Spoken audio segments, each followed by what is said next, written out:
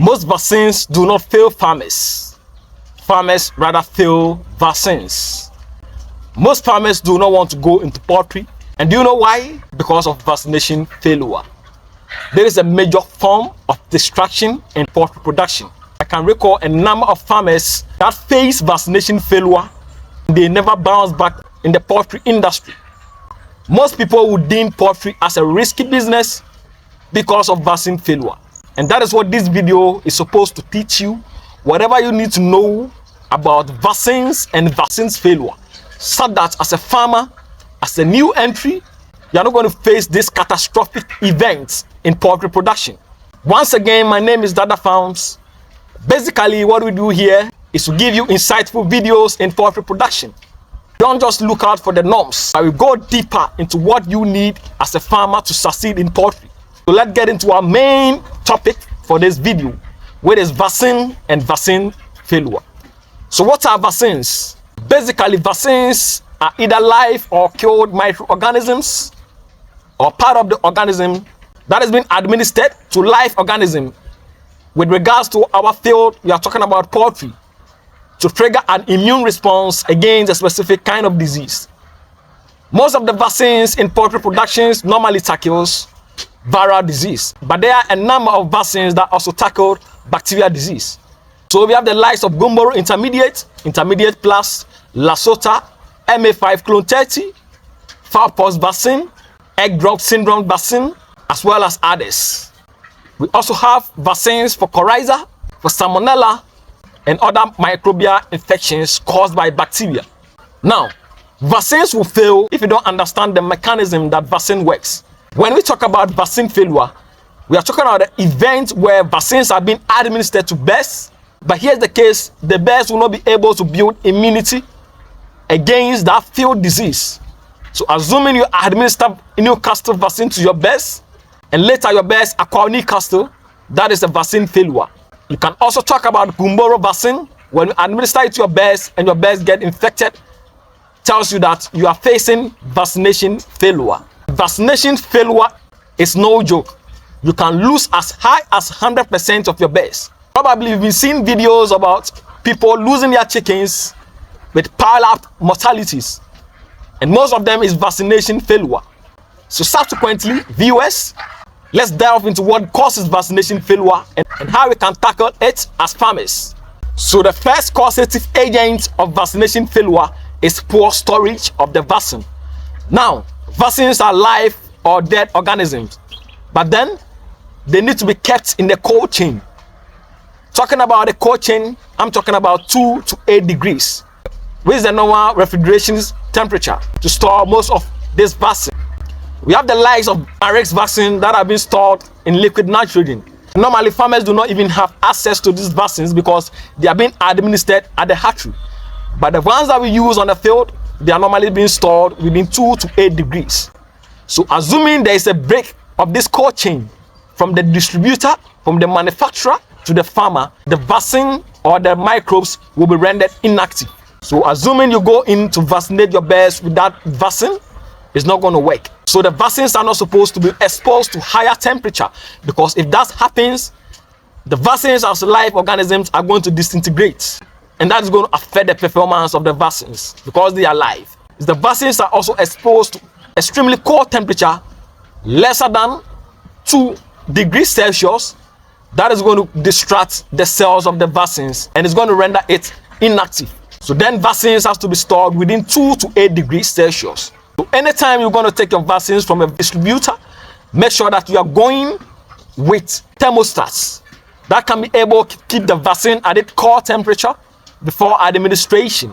Again, if you're also going to buy the vaccine to use it subsequently in the next day, always pay attention to the functioning of your fridge. In fact, what I render to you is that protect the vaccine with your life, because a little failure in vaccination is a magnificent breakdown of your poultry business. The next thing that we're going to talk about here is poor timing, which is a major cause of vaccination failure. Vaccines are supposed to be administered to the birds within a specific period of time. If you're going to administer vaccines to your birds, you have to make sure that the breeder farm provides you with information as to the timing of the vaccination. Now, what happens is that some of the bears can be vaccinated at the hatcheries, and also the chickens also attain maternal immunity when they are being hatched. So assuming you are administering vaccines to your bears when maternal antibody, which has been acquired from the mother hen to the chick, is very high, that is going to neutralize the vaccine that you're going to provide, and subsequently the vaccine will be rendered useless or inactive. So you don't administer vaccines to your bears when the maternal antibodies of your bears is very high. That is why it is very key to follow a timing vaccination schedule. If you are supposed to vaccinate your bears against Gumboro the first week, you have to do so. The second week, if it is Newcastle, you have to adhere to that information, because in a moment where you tend not to follow this schedule, you are going to neutralize the vaccine, and that is going to affect the immune buildup of your bears. The second thing that we're going to talk about in the timing of vaccination schedule is when you administer vaccines to your bears when the maternal antibody is very low. Vaccines are supposed to be administered to bears not when the bears are sick, but as a preventive measure to prevent the disease before its occurrence. And there is an extremely low antibody, the chickens are going to be exposed to that field disease before you even introduce the vaccine to, and that is going to render the vaccine useless. The rule of thumb is that you don't vaccinate bears that are sick, because immunosuppressed bears do not effectively react to vaccines. Another thing about the timing, especially through drinking water vaccination, is the time that you're going to administer a vaccine. You either have to vaccinate your bears early in the morning or late in the afternoon.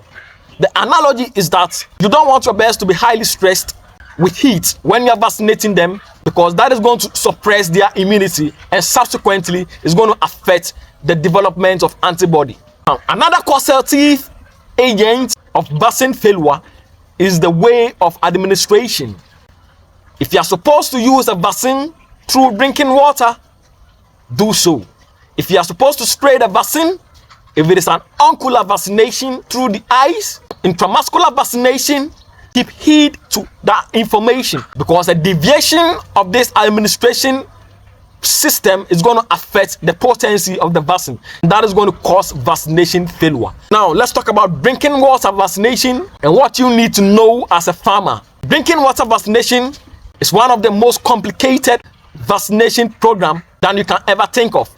Most people want to emphasize on intramuscular, but then from experience, drinking water vaccination is the most complicated vaccination of all. And that is what you have to do to prevent vaccination failure through drinking water.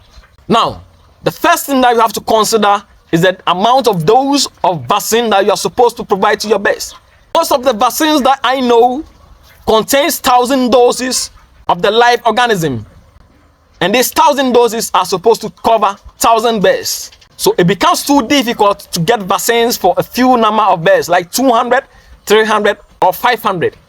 So what you have to know is that you can either get the 1,000 dose vaccine and then divide it to approximately the number of bears that you have, so that you don't lack with the dosage, because each bird needs at least one dose to replicate within the system of the bears to trigger immune response. So some farmers will even want to increase the dose, but you have to be very careful. If you're increasing it, don't triple it or quadruple it. A double of it, it is fine to have a very good coverage of your bears. The second thing through drinking water vaccination is the amount of water that your bears are supposed to take. The rule of thumb is that your bears are supposed to take the drinking water within 1.5 to 2 hours. How do we calculate for the amount of water? You can manually calculate it by looking at the consumption of water within 2 hours for the bears. You can also follow a normal trend tabulated values that talk about the consumption of water within 2 hours for your bears. The maximum dilution of most of these vaccines within 40 to 50 liters, and you don't go beyond these numbers. Assuming the calculated water is very little, what is going to happen is that some of the bears are going to take the vaccine and others are not going to be covered, and the percentage of the bears are also not going to be successfully vaccinated, and the number of your bears are going to face vaccination failure. If the amount of water is also too high, you end up wasting most of the vaccine through the withdrawal within the 2 hours. So you should be very careful with the quantity of water that you provide to your bears. Another thing is that the kind of water that you're providing to your bird should not be too cold, should not be too hot, because if that happens, the temperature within the water is going to disintegrate the vaccine, and that is going to render it useless. If the temperature is also extremely very cold, that is also going to distract the cells of the vaccine, where it is going to render it useless. Your water should also be very clean, devoid of any organic material that can react with the vaccine, which can render it useless. Again, your water should not be chlorinated, because what happens is that if your water is very highly chlorinated, that is going to distract the cells of the vaccines, especially with the live vaccines, and that is going to render it useless. So most people will want to use skimmed milk to stabilize the water.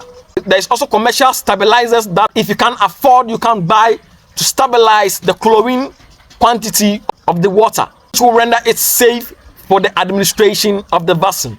Your water should also be devoid of heavy ions such as iron, magnesium, and others, because that is also going to affect the potency of the vaccine. pH of your water should be neutral. It should not be too high, it should not be too low. So you have to be very careful about the acidity of your water. The other thing is that your water should be devoid of disinfectant, because when disinfectant gets in contact with the vaccine, it's going to act on the vaccine, because these vaccines are a mild form of the organism that cause disease. So the disinfectant is going to treat the vaccine as a disease-causing organism, and that is going to render it useless. So the drinking water and also your equipment should be 100% devoid of disinfectant. Again, with drinking water vaccination, what you have to understand is that if there's a reduction in the number of stations for the birds to take in the water, a number of the birds are going to be covered and the number of the birds are not going to be covered, and you're not going to achieve something we call the herd immunity, and basically some of your birds are going to fail their vaccination immunity build-up. So look out for compensating the number of birds with the number of drinkers in a good ratio, and don't forget to evenly distribute the drinkers within the premises to allow evenly intake of the vaccine. Another serious parameter that you also have to consider through drinking water vaccination is starving the birds for a period of time before you administer the vaccine to your birds. Because what happens is that if you don't starve the birds and your chickens are supposed to take the vaccine within 1.5 to 2 hours, most of your birds are not going to take the vaccine within that duration, and your vaccine is going to be rendered useless, because you will not want to go beyond 1.5 to 2 hours, which is the most potent duration for the vaccine. So you can starve your birds for like 2.5 to 3 hours, but don't overstarve the birds, because you don't want to cause over thirsty. Basically, that is it for drinking water vaccination. What you need to do is to make sure that you administer it at the right pace. If you are not an expert in the vaccination, you have to consider the services of an experienced vet to help you out at the farm with their intramuscular vaccination. And I believe that the farms have served its purpose today. If you watched this video to the end, please subscribe to the channel, like this video, comment under the comment section to encourage the other farms to do more insightful videos for you in poultry production. We are going to grow together as farmers. Thank you so much and have a very good day. Bye.